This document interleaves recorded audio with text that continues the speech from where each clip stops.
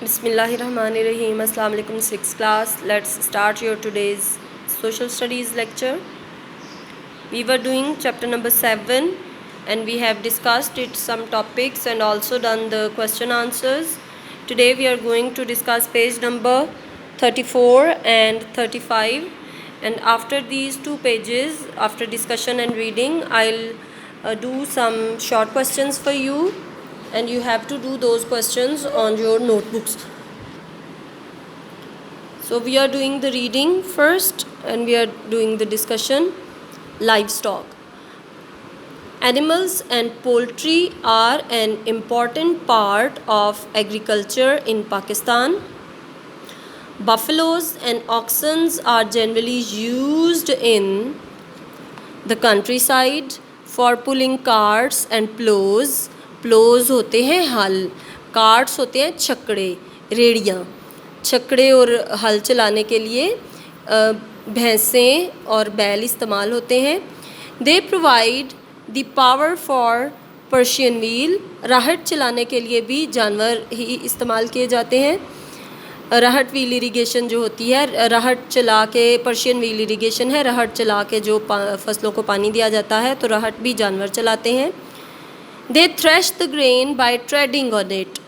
Trading होता है उसके ऊपर चलना। तो पुराने वक्तों में जब थ्रेशर्स नहीं होते थे तो जो दाने हैं उनको भूसे से अलग ऐसे ही किया जाता था कि उनके ऊपर जानवर चलते थे और वो दाने अलग हो जाते थे। They are source of meat and milk. Their skins are made into leather for shoes, sports equipment and farming tools. Buffaloes prefer warmth, so they are usually found in valleys. Cows are hardier and are found almost everywhere. Camels are widely used in Sindh and the adjoining areas of Balochistan for transport. Sheep and goats are found almost everywhere, providing wool, skins, milk and meat. Almost every home in the countryside has poultry, which costs little to feed and provide eggs and meat. 463,000 tons of poultry were eaten in 2006, as well as an amazing, अब ये amount पढ़ेंगे हम, and this amount is 9,057,000,000 plus eggs, including the ones you had for breakfast. तो इतने ये billions, 9 billion से ज़्यादा eggs produce किए थे जो हम नाश्ते में खाते हैं। तो इसकी डिस्कशन, लाइव स्टॉक का मतलब सारे जानवर जो होते हैं, इसमें मुर्गियां हैं, बत्तखें हैं, इसमें बफलोज़ हैं, इसमें ऑक्सन्स हैं, काउज़ हैं। ये जो जानवर हैं ये हमें क्या क्या प्रोवाइड करते हैं?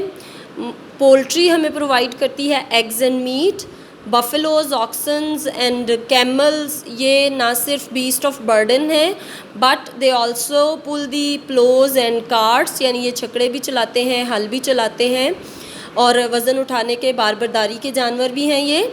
इसके अलावा इनका हम दूध पीते हैं, गोश्त खाते हैं। इनकी जो खालें होती हैं वो लेदर प्रोडक्ट्स बनाती हैं, फार्मिंग टूल्स उनसे बनते हैं।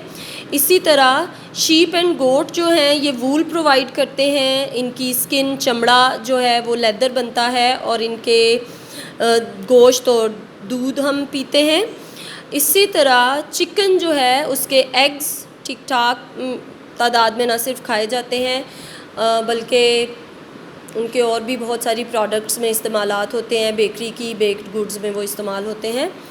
अच्छा जी, लाइव स्टॉक फार्मिंग जो है ये बहुत बड़ा पेशा है और इंडिया जो है, साउथ एशिया की अगर बात करें तो इंडिया इसमें नंबर 1 पे है साउथ एशिया में। उनका जो कैटल्स हैं, कैटल्स और लाइव स्टॉक फार्मिंग है इंडिया में बहुत ज़्यादा है। वो डेयरी प्रोडक्ट्स उनसे बनाते हैं और वो उन चीज़ों को एक्सपोर्ट करते हैं।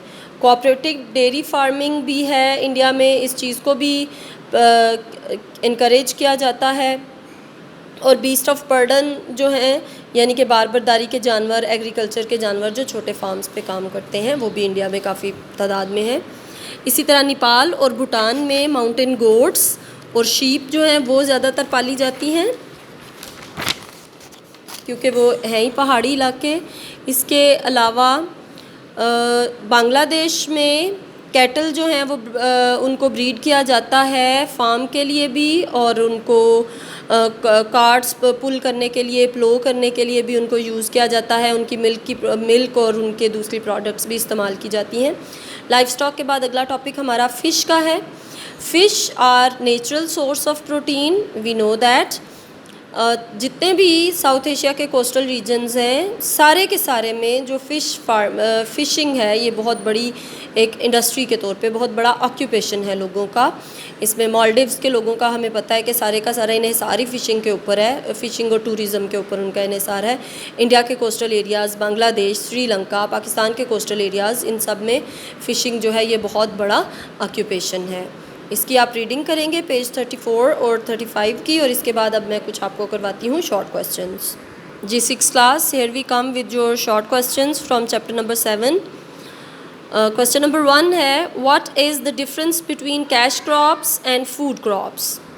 हमने पढ़ा कि कैश क्रॉप कौन सी होती हैं, जिनको बेच के पैसे कमाए जाते हैं, जो इसी मकसद के लिए उगाई जाती हैं कि उनको हम बेचेंगे और पैसे कमाएंगे।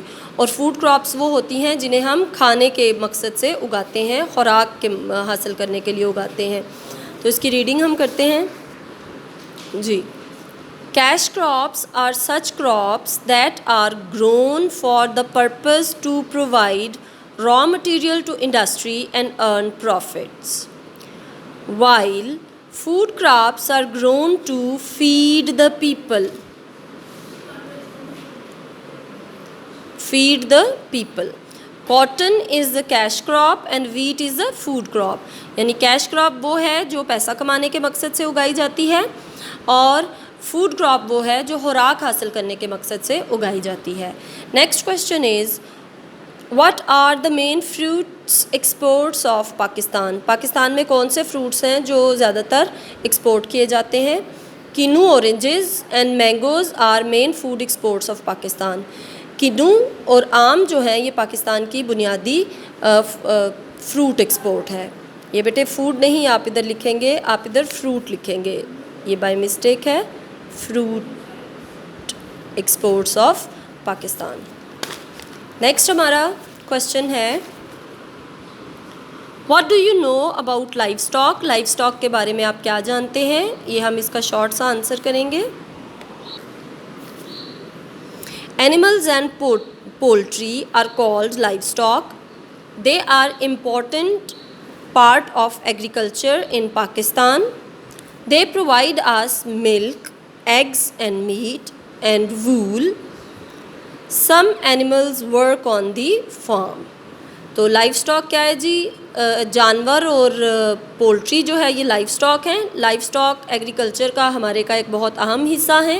इनसे हमें दूध, अंडे, गोश्त, चमड़ा, खालें वगैरह और वूल यानी ऊन मिलती है, और कुछ जो है ये फार्म पे काम भी करते हैं, ये हमारी फार्म हेल्प भी है। तो ये 3 क्वेश्चन हैं आपके एक्स्ट्रा, इनको आपने नोटबुक पे लिखना है अच्छे से और याद भी करना है।